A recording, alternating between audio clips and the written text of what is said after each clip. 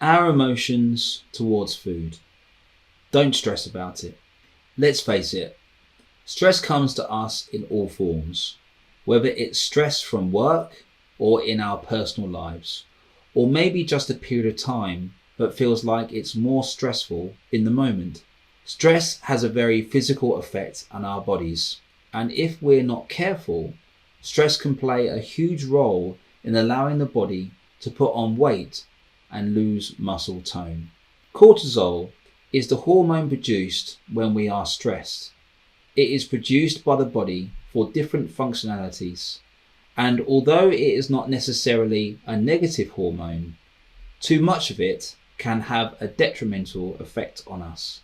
Firstly, cortisol is the body's alarm system and plays a big role in functions such as managing the use of carbohydrates, fats and proteins, managing blood pressure and sugars, and also keeping our body's inflammation down. However, too much of this hormone and things start to go in the opposite direction, including raised levels of anxiety and headaches, to negative weight gain and muscle tone loss, which is atrophy. So remember that stress is manageable. The greater control you have over your stress levels, the greater your body's chance of staying in better shape and you feeling mentally and physically healthy. Our emotions towards food. Pause for thought.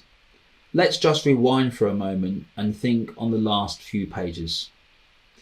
We know that reflecting on our emotional state towards food and using those ideas about ourselves is a good way to create goals for ourselves when wanting to achieve better eating habits.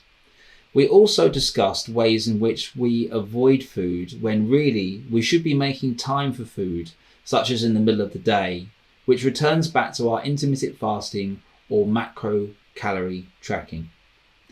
If done correctly, we should be preparing and rearranging our diaries to make time for us to eat and to consume energy so we can spend energy in the right way, so we get the best performance out of our brains and bodies at work and when we are working out. This is a great stage in the course to reflect and regroup on your intermittent fasting and tracking plans to alter and refrain from slipping off track. We're almost at the final stages of the course and we're ramping up towards better relations with nutrition and, just as importantly, a personal win.